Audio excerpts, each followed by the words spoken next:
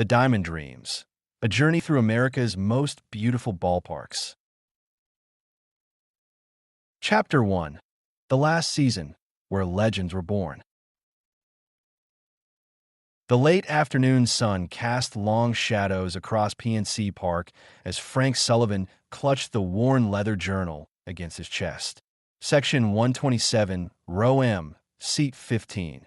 The same view he'd had of home plate for 30 years, first at Three Rivers Stadium, now here at this beautiful ballpark that rose from the ashes of Pittsburgh's steel legacy.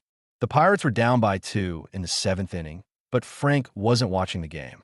His weathered fingers traced the edges of a yellowed ticket stub tucked between the journal's pages. September 30th, 1972, Three Rivers Stadium, Pirates versus Mets. The day Roberto Clemente got his 3,000th hit. "You okay, Pops?" The voice belonged to Danny, his 16-year-old grandson, who sat beside him scrolling through his phone instead of watching baseball. The kid had agreed to come to one game, just one, to humor his grandfather. Frank tried to answer, but the sharp pain in his chest stole his breath. The journal slipped from his hands as he gripped the armrest, gasping. The world tilted sideways, and suddenly Danny's phone was forgotten, the teenager's voice cutting through the crowd noise. "Help! Somebody help!" 3 hours later, Allegheny General Hospital. "Your heart is tired, Mr. Sullivan."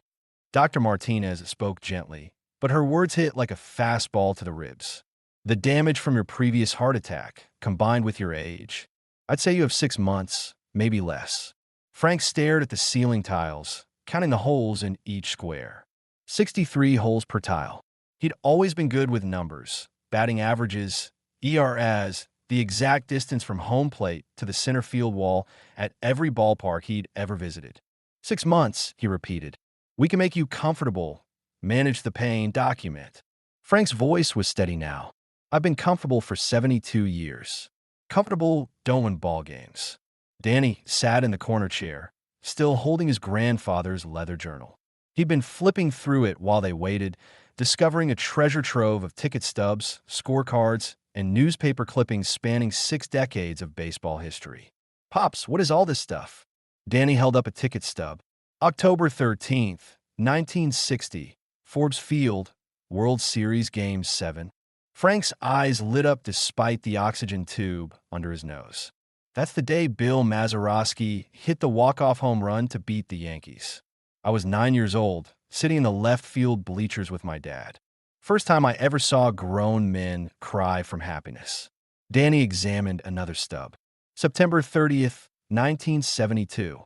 "You wrote Clemente 3,000 on this one. His final regular season hit." Frank's voice grew stronger.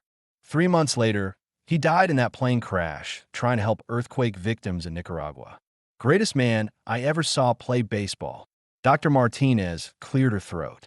"Mr. Sullivan, you should consider your options carefully. There are treatments. I know what I want to do." Frank struggled to sit up straighter. "Danny, hand me that journal."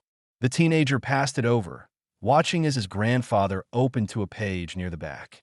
Frank had drawn a rough map of the United States with 5 cities circled: Boston, Chicago, New York, San Diego, and Pittsburgh. "These are the 5 most beautiful ballparks in America," Frank said. "Each one tells a story about this country, about the game, about what it means to be human. I want to visit them all, and I want you to come with me." Danny blinked. "Pops, you just had a heart attack. You can't go on some crazy road trip." "Boy, I've been saving money for 40 years to take this trip. I've got first-class tickets to history, and I ain't using them alone." Frank pointed to the map. Fenway Park in Boston, where Ted Williams was the last man to hit 400. Wrigley Field in Chicago, where Ernie Banks taught us to love the game for pure joy. Yankee Stadium, the house that Ruth built, where Lou Gehrig showed us how to face death with dignity. He paused, catching his breath. And Petco Park in San Diego, where Tony Gwynn proved you could be great without ever leaving home. "But why me?" Danny's voice cracked slightly. "I don't even like baseball." Frank closed the journal and looked directly at his grandson. "Because these aren't just ballparks, Danny. They're cathedrals, and the stories inside them, they're your inheritance. When I'm gone, somebody needs to remember." 2 days later, Frank's house in Millvale. Danny stood in his grandfather's garage, watching Frank load a cooler into the back of his 2010 Ford F-150. The old man moved slowly but with determination, like a pitcher working through arm pain to finish the game. "You sure about this, Dad?" Danny's mother, Susan, stood in the doorway wringing her hands. The doctor said 6 months." Frank slammed the tailgate shut. "I'm choosing how to spend them." Danny had spent the last 2 days researching the ballparks on Frank's list, partly out of curiosity, mostly out of concern for his grandfather's sanity. What he'd found surprised him. These weren't just old stadiums. They were architectural marvels, each designed to showcase baseball's unique relationship with its surroundings. "Pops," Danny said, "I read about PNC Park. They built it specifically to frame the Roberto Clemente Bridge and the Pittsburgh skyline. The architects wanted every seat to have a view of the city." Frank smiled, the first genuine smile Danny had seen from him since the hospital. "That's right. This ballpark isn't just in Pittsburgh, it is Pittsburgh. Steel and rivers and bridges all working together. Just like Clemente. He wasn't just a great player, he was Pittsburgh's heart."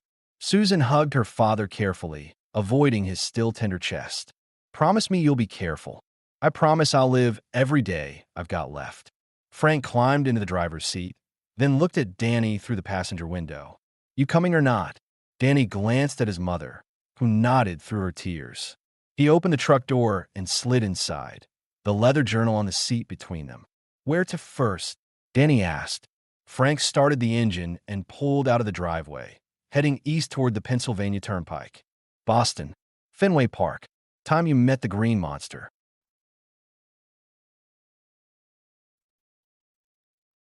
Chapter 2. The Green Monster's Guardians.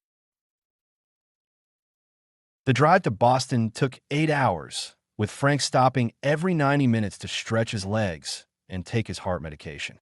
Danny had initially planned to sleep through Pennsylvania, but found himself drawn into his grandfather's stories about the players whose careers were documented in that leather journal. "See, the thing about Ted Williams," Frank said as they crossed into Massachusetts, "wasn't just that he could hit. It was that he understood the science of hitting better than anyone before or since. He wrote a book about it, The Science of Hitting." Kid was a perfectionist. They arrived in Boston on a humid Thursday morning, the city already buzzing with pre-game energy despite the Red Sox not playing until evening. Frank had booked them a room at a small hotel within walking distance of Fenway Park, and after checking in, they headed straight to Yankee Way. First time seeing Fenway. The voice belonged to Jimmy Murphy, a stocky man in his 60s wearing a Red Sox polo shirt and a name tag that read, "Tour Guide, 32 years of service." "For him?" "Yes." Frank nodded toward Danny. "For me, well, I saw Ted Williams take batting practice here in 1960. Jimmy's eyes widened. "No kidding?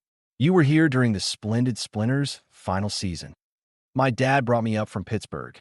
I was 9 years old, and I thought Williams was the greatest hitter who ever lived." "He was," Jimmy said simply. "Come on, let me show you something special." Jimmy led them through the concourse and up a narrow stairway Danny hadn't noticed on the regular tour route. They emerged onto the warning track, and Danny gasped. The Green Monster loomed above them, 37 feet of green steel that seemed to block out half the sky. "Most people think the monster was built just to keep home runs in the park," Jimmy explained, running his hand along the wall's base. "But the real story is more interesting. When they built Fenway in 1912, owner John I. Taylor wanted to prevent cheap home runs after Babe Ruth started launching balls over shorter walls at other parks." Frank pulled out his journal and showed Jimmy a ticket stub. June 9th, 1946. Ted Williams hit 502 feet that day. Section 42, row 37, seat 21. Jimmy recited from memory. The red seat. Still there, still the longest measured home run in Fenway history. He pointed to the right field bleachers where a single red seat stood out among the green ones. Danny squinted at the distant seat. "He hit it that far." "Williams had a theory," Frank said.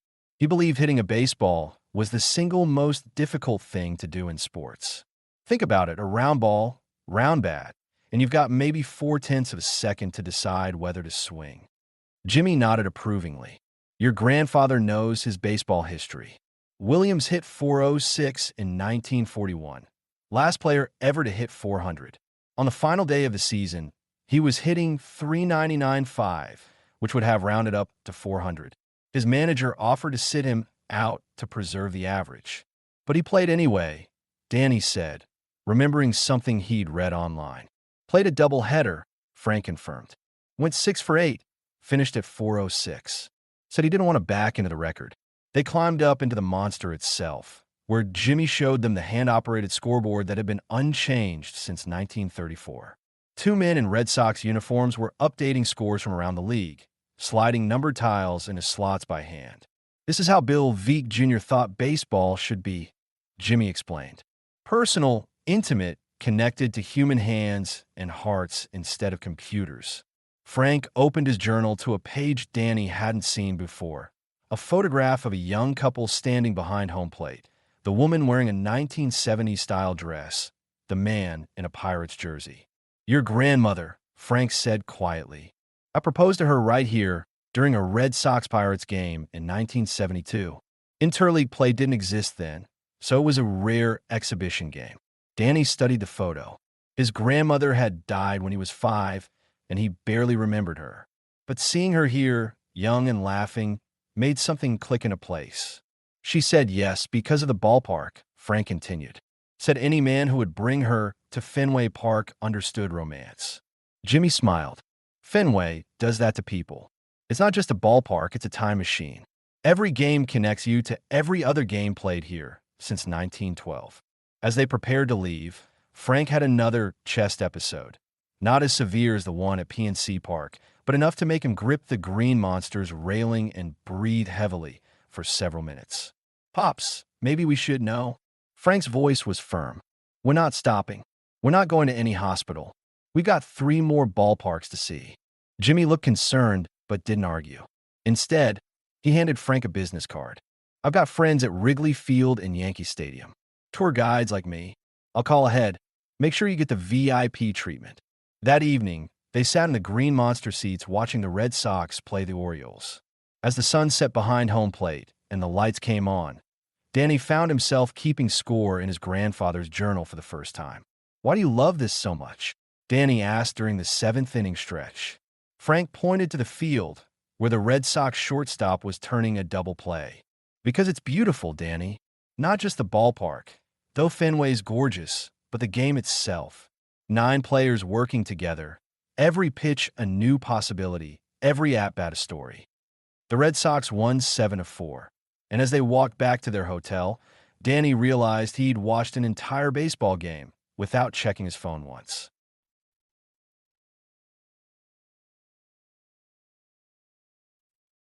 Chapter 3: The Friendly Confines and Mr. Cub. Chicago welcomed them with a thunderstorm that delayed their arrival at Wrigley Field by 2 hours. Frank didn't mind. He used the time to tell Danny about the 1984 Cubs, the team that broke his heart and restored his faith in the same season. Ryne Sandberg was having an MVP year, Frank explained as they sat in a diner near Wrigleyville, waiting for the rain to stop.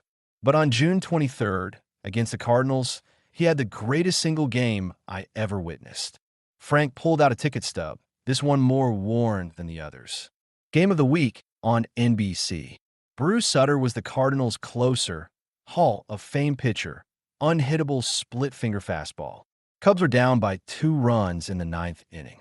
And Sandberg hit a home run. Hit a home run to tie it, yeah? But that's not the amazing part. Frank's eyes lit up. Game went to extra innings. Bottom of the 10th, Cubs down by 2 again. Same situation, same pitcher. Sandberg comes up and hits another home run off Sutter. Same spot in the bleachers, almost the exact same swing. Danny looked at the ticket stub. You were there. Left field bleachers, section 143. I drove up from Pittsburgh just to see Sandberg play. After that second home run, I knew I'd witnessed something magical. The rain stopped, and they walked a few blocks to Wrigley Field. The ballpark rose from the neighborhood like a red brick cathedral, its marquee sign welcoming them to the friendly confines. Unlike the modern stadiums Danny had seen on TV, Wrigley felt intimate, almost residential. Bob Dorr, grounds crew supervisor, said the man who met them at the players' entrance. Jimmy Murphy had called ahead as promised. Bob was tall and lean, with the weathered hands of someone who'd spent decades maintaining grass and dirt. 38 years I've been working here, Bob said as he led them onto the field. Started as a groundskeeper in 1985, right after that magical '84 season your grandfather was telling me about. They stood behind home plate, looking out at the ivy-covered outfield walls. Danny had seen pictures, but being here was different.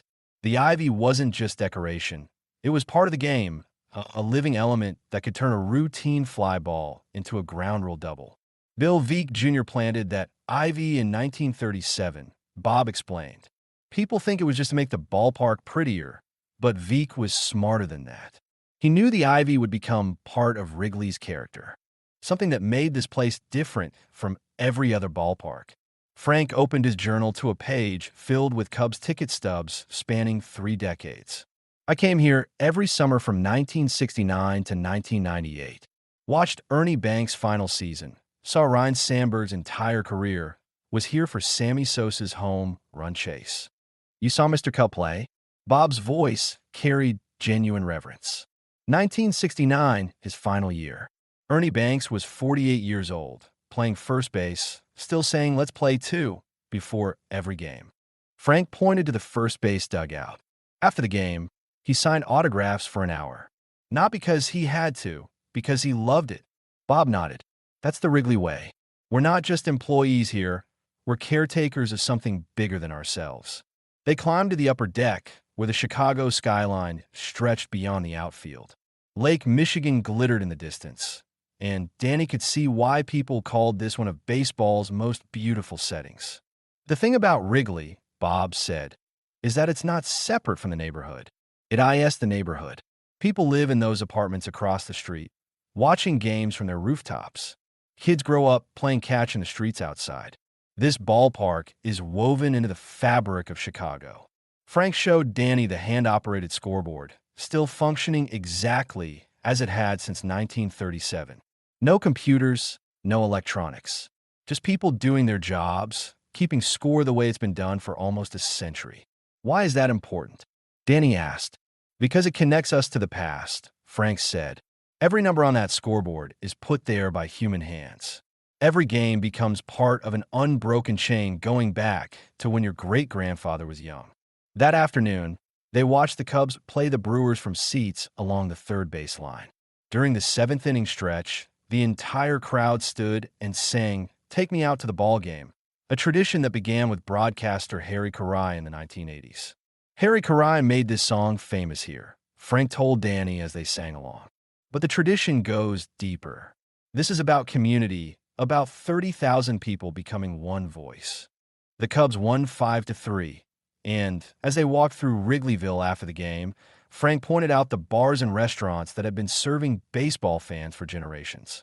Your grandmother and I came here for our first anniversary, Frank said, stopping outside a tavern called Murphy's Bleachers. She ordered a Chicago-style hot dog and tried to put ketchup on it. The waitress nearly threw us out. Danny laughed, the first genuine laugh Frank had heard from him since the trip began. She learned, though, by our 10th anniversary, she was correcting other tourists about proper hot dog etiquette. That night, in their hotel room, Danny asked the question that had been building since Boston. Pops, why didn't you and Dad ever do stuff like this together? Frank was quiet for a long time, staring at the ceiling. Your father loved baseball when he was your age. I taught him to keep score, took him to games, shared all these stories. But somewhere along the way, I started caring more about the games than about him. What do you mean? I missed his high school graduation because the Pirates were in the playoffs. Missed his college graduation because I had season tickets and couldn't give up my seats. By the time I realized what I'd done, he'd stopped asking me to come to his important moments. Frank turned to look at his grandson. That's why I wanted you on this trip, Danny. I don't want to make the same mistake twice.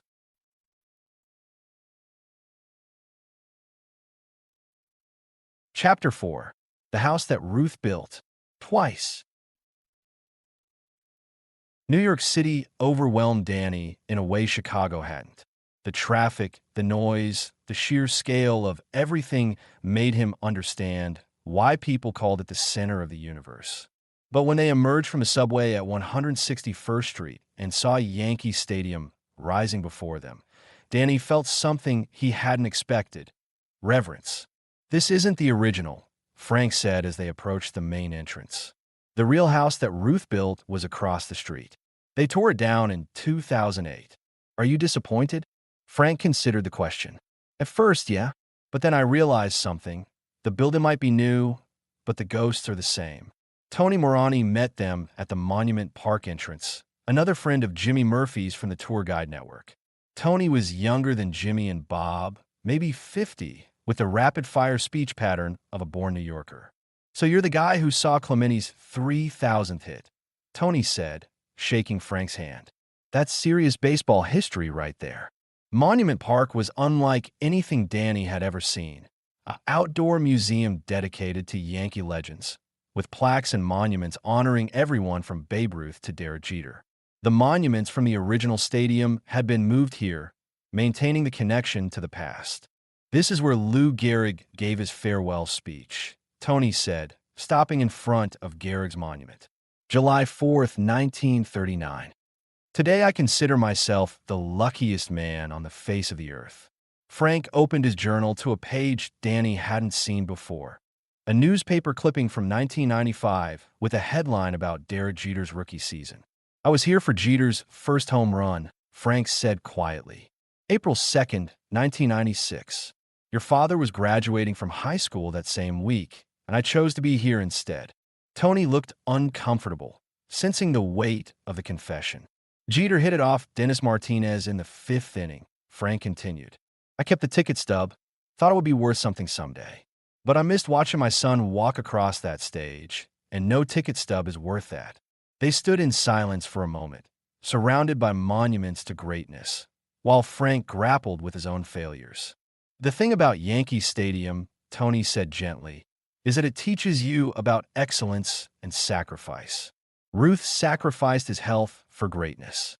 Gehrig sacrificed his life for dignity. DiMaggio sacrificed his privacy for perfection. What did Jeter sacrifice?" Danny asked. "His youth," Frank answered. "Jeter was 21 when he became the Yankees' starting shortstop. He gave up being a normal young man to become a champion. Won 5 World Series rings, but he never got to be just a kid." They toured the new stadium, which Tony explained was built to honor the original while incorporating modern amenities. The sight lines were better, the concourses wider, the amenities more luxurious, but the essential character remained the same. "The dimensions are identical to the original," Tony said as they stood behind home plate. 314 feet down the right field line, 408 to center field. The short porch in right field that made Ruth famous. It's exactly the same. Frank pointed to the right field seats. Ruth hit 259 home runs in the original Yankee Stadium. People called them cheap shots because of the short distance, but Ruth was smart enough to adjust his swing to take advantage of his home park. "That's what great players do," Tony added. "They adapt to their environment instead of fighting it." That evening, they watched the Yankees play the Red Sox from seats behind the first base dugout. The rivalry was electric, even in a meaningless late-season game, and Danny found himself caught up in the energy. During the 7th inning, Frank had his worst chest episode yet. He gripped Danny's arm, his breathing shallow and rapid, his face pale with pain. "Pops, we need to get you to a hospital." "No." Frank's voice was barely a whisper. "Just give me a minute." The episode passed, but left Frank visibly weakened. As they walked slowly back to their hotel, he leaned heavily on Danny's arm. "2 more ballparks," Frank said. "I can make it 2 more ballparks." "Pops, maybe we should." "Danny." Frank stopped walking and looked directly at his grandson. "I'm dying. We both know it. But I'm not dead yet, and I'm not going to die in some hospital bed with machines beeping around me. I'm going to die having lived every day I had left." That night, Danny called his mother from the hotel bathroom, speaking in whispers so Frank wouldn't hear. "He's getting worse, Mom. Today was really scary. Do you want to come home?" Danny looked through the bathroom door at his grandfather, who was sitting on the bed organizing his ticket stubs and writing notes in his journal. "No," Danny said. I think this is important to him. And maybe it's becoming important to me too." Chapter 5. Perfect Views and Mr. Padre's Legacy. The flight to San Diego was Frank's concession to his failing health. He couldn't handle another long drive. As their plane descended over the Pacific Ocean, Danny pressed his face to the window and marveled at the endless blue water stretching to the horizon. "Never seen the ocean before," Danny admitted. "Neither had I, until I came here to watch Tony Gwynn get his 3,000th hit," Frank said. August 6, 1999. "I flew out here by myself, stayed for 3 days, fell in love with this city." Petco Park was unlike any ballpark they'd visited. Where Fenway and Wrigley were intimate and historic, where Yankee Stadium was imposing and traditional, Petco was open and modern, designed to showcase San Diego's natural beauty rather than dominate it. Maria Gonzalez, Padres historian, said the woman who met them at the main entrance. She was younger than the other guides they'd met, maybe 45, with the easy smile of someone who genuinely loved her job. Jimmy Murphy called from Boston. Maria explained as she led them through the concourse. "Said you're on a pilgrimage to the most beautiful ballparks in America." "Is this one beautiful?" Danny asked, looking around at the modern architecture and palm trees. "Different kind of beautiful," Maria said. "Petco Park isn't trying to recreate the past like some ballparks. Instead, it's celebrating what makes San Diego special: the ocean, the climate, the laid-back lifestyle." They emerged onto the field level, and Danny gasped. Beyond the outfield wall, he could see San Diego Bay, with sailboats dotting the water and the city's skyline rising in the distance. The ballpark felt less like an enclosed stadium and more like an outdoor amphitheater. "Tony Gwynn helped design this place," Maria said. "He wanted a ballpark that felt like San Diego, open, welcoming, connected to the community." Frank opened his journal to one of the last ticket stubs, this one from 1999. "I was sitting in section 19 when Gwynn got his 3,000th hit. Line drive to right field off Dan Smith of the Montreal Expos." "You were here for that?" Maria's eyes widened. "That's one of the greatest moments in Padres history." "Gwynn was different from other superstars," Frank said. "He could have signed with any team, made more money elsewhere, but he stayed in San Diego his entire career. 20 years, one team, one city." They climbed to the upper deck, where the view was even more spectacular. The Pacific Ocean stretched endlessly westward, and Danny could see why people fell in love with this place. "The thing about Tony Gwynn," Maria said, "was that he understood baseball as both an art and a science. He studied video before anyone else, kept detailed notes on every pitcher, approached hitting like a scholar." Frank nodded. 8 batting titles, 338 career average. But more than that, he was a teacher. After he retired, he coached at San Diego State, passed on his knowledge to the next generation. "Why is that important?" Danny asked. "Because baseball is about continuity," Frank said. "Each generation teaches the next, passing down not just techniques, but love for the game itself." As the afternoon wore on, Frank's condition continued to deteriorate. He moved more slowly, needed more frequent rest breaks, and his breathing became increasingly labored. But he insisted on staying for the game against the Dodgers. They sat in seats along the third base line as the sun began to set over the Pacific. The game was close, tied 3-3 in the 8th inning, and the crowd was engaged despite the Padres' mediocre season. "This is what Gwynn loved about San Diego," Frank said during a pitching change.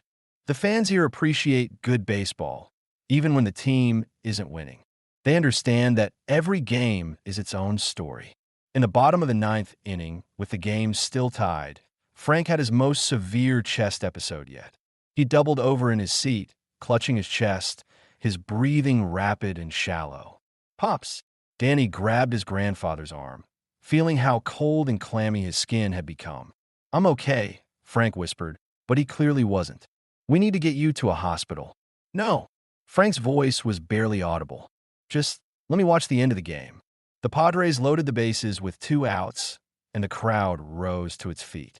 Frank struggled to stand with them, leaning heavily on Danny for support. The batter worked the count full, 3 balls, 2 strikes, and Frank gripped his grandson's hand. "This is why we love baseball," Frank whispered. "Every at-bat matters. Every pitch is a new beginning." The batter lined a single to left field, scoring the winning run, and the crowd erupted in celebration. Frank smiled, a genuine, peaceful smile, and slowly sat back down. "Perfect," he said quietly. As the crowd filed out and the stadium lights dimmed, Frank opened his leather journal one final time. He carefully removed the ticket stub from Tony Gwynn's 3-0-0 TH hit and placed it in Danny's hands. "This is yours now," Frank said. "All of it. The journal, the stories, the responsibility to remember." Danny looked at the worn ticket stub, then at his grandfather's face, which seemed more peaceful than it had been in weeks. "I don't know how to do this, Pops. I don't know enough about baseball." "You know enough about what matters," Frank said. "You know that these places are beautiful because of the people who played in them and the memories they created. You know that baseball connects us to something bigger than ourselves." Frank closed his eyes and leaned back in his seat, listening to the distant sound of the ocean beyond the outfield wall. "Promise me something, Danny. Anything. Promise me you'll bring your own children to ballparks someday. Not because you have to, but because you want to share something beautiful with them." "I promise." Frank smiled one more time, opened his eyes to look at the field where Tony Gwynn had played for 20 years, and quietly said, "Thank you." Epilogue. Danny Sullivan graduated from high school the following spring, carrying his grandfather's leather journal to the ceremony. Frank had died peacefully in his sleep 2 weeks after their return from San Diego, and Danny had kept his promise to continue the tradition. On a warm Saturday in June, Danny drove his girlfriend Sarah to PNC Park for her first baseball game. As they walked across the Roberto Clemente Bridge, Danny told her about his grandfather's stories and the summer that changed his life. "Why is baseball so important to you now?" Sarah asked. Danny looked out at the Pittsburgh skyline, framed perfectly by the ballpark his grandfather had loved, and smiled. "Because it's beautiful," he said, echoing Frank's words. "Not just the ballparks, though they're gorgeous, but the game itself. Every pitch is a new possibility. Every at-bat is a story, and every story connects us to everyone who came before." In section 127, row M, seat 15, Danny opened his grandfather's journal and began teaching Sarah how to keep score, continuing a tradition that would outlive them both. The game was beautiful,